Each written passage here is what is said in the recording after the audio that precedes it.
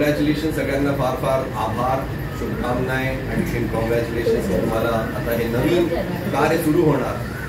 मी जेव्हा पहिल्यांदा तिथे आला होता अंधेरी ईस्टला, तेव्हा मी एक स्टोरी सांगितली होती की जर आपल्याला सगळ्यांना बरोबर वरती जायचं आहे तर आपल्याला सगळ्यांचा हात धरून वरती जायचं. असं नाही होऊ शकत की मी 5 लोकांना नुसतं शिकवलं आणि मी स्वतः शिकली आणि मी पुढे गेली.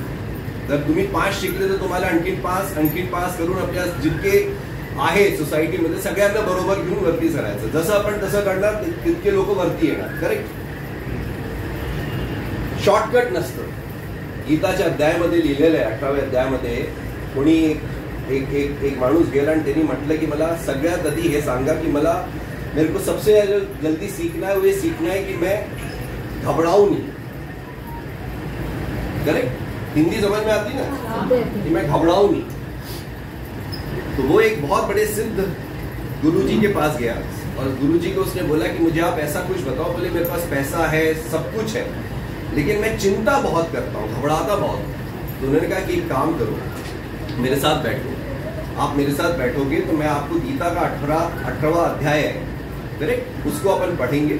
उसको पढ़ने के बाद आपकी सारी चिंता जो है मुक्त हो जाएगी. उसने बोला मेरे पास इतना वक्त नहीं है, आप मेरे को ऐसा कुछ बताओ जो मैं फटाक से सीखूं और मैं फटाक से उससे निकल जाऊं. तो उन्होंने बोला माँ शुचम. माँ शुचम का मतलब होता है डोंट वरी, चिंता मत करो. तो बोले वही तो मेरी चिंता है कि मैं चिंता ही कर रहा हूँ. तो उसने बहुत प्रयत्न किया कि ये सब कहीं ना कहीं से शॉर्टकट ढूंढे, कहीं ना कहीं से कुछ ढूंढे और इस तरह से करे कि मेरे को 1 या 2 श्लोक पढ़ लूं जिससे मेरा सारा का सारा चिंता निकल जाए. पर ऐसा होता नहीं. करेक्ट?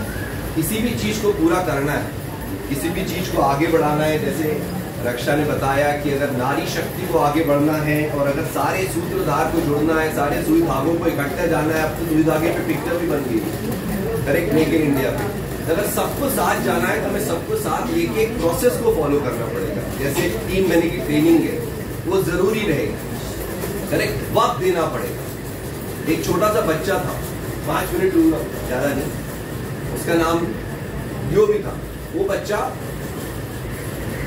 खेल रहा था और उसके पिताजी जो है पेपर पढ़ रहे थे. ठीक है? वो बच्चा खेल रहा था और पिताजी पेपर पढ़ रहे थे. तो बच्चा चाहता था कि उसके पिताजी उसके साथ खेले और वो बार बार पिताजी के पास जा रहा था, बोल रहा था कि पिताजी आप पेपर रख दो, मेरे साथ थोड़ी देर खेलो. और पिताजी का सुबह का वक्त था, चाय पी रहे थे, साथ में पेपर पढ़ रहे थे. तो पेपर पढ़ते पढ़ते उन्होंने एक देखा कि एक कुरियर कंपनी की बहुत अच्छी ऐड आई हुई और उस कुरियर कंपनी की ऐड में उन्होंने पूरे विश्व का एक नक्शा दिया हुआ. अब पिताजी को डिस्टरबेंस हो रहा था, पिताजी चिड़चिड़ा रहे थे. वो बोले, उन्होंने पेपर का वो पन्ना फाड़ा, वो बच्चे को फाड़ के उसके 5-6 टुकड़े करे और उसको बोला ये रख, अब इसमें तेरे को मैप बना के दे, वर्ल्ड का, विश्व का जो मैप है उसको पूरा बना के दे. पिताजी को लगा अब तो मस्त, अब इसको लगेंगे 1-2 घंटा, मैं तो आराम से पेपर पढ़ता रहूंगा. उस बच्चे ने एग्जैक्टली 3 मिनट में वो पूरा नक्शा बना के पिताजी को दे दिया. पिताजी एकदम से अचक के रह गए. बोले ये कैसे हो गया? बोले मैंने तो तेरे को अभी दिया था इतने जल्दी विश्व का नक्शा, जिसको मैंने चारों तरफ से तोड़ा था, वो भी 8 साल का बच्चा इतनी जल्दी कैसे बना दिया?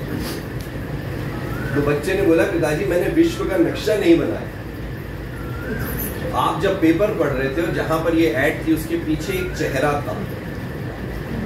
उस चेहरे में जहां नाक थी, जहां आंख थी, जहां मुंह था, जहां कान था, वो मेरे को पता था.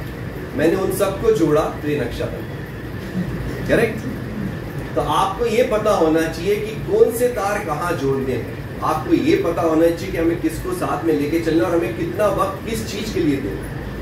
अगर आप उस चीज को इंपॉर्टेंस नहीं दोगे, जैसे अगर रोटरी के सभी लोगों ने, सदस्यों ने, हमारे लिए बहुत अच्छा था कि हम इसको इग्नोर कर देते.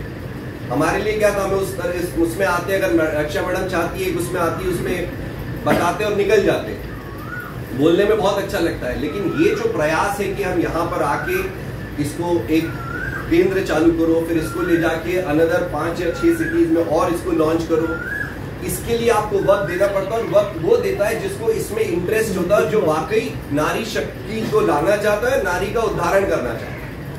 अगर रोटरी में सभी लोग जो जुड़े हुए हैं, आई थिंक मैं नाम नहीं लूंगा, बट आई थिंक इन सब के लिए आई थिंक जो सूत्रधार है वो है Narayan ji. And I think Narayan ji ने जो कार्य किए हैं, जो उनकी नियत है और जो उनकी इच्छा है वो इतनी अच्छी है कि मतलब उससे दिखता है कि सभी को वो जोड़ना चाहते हो, सबको उद्धार करना चाहते हैं। तो मैं चाहता हूँ वैसे आगे बढ़े और हम जितना हो सकता है उतना सहयोग करेंगे।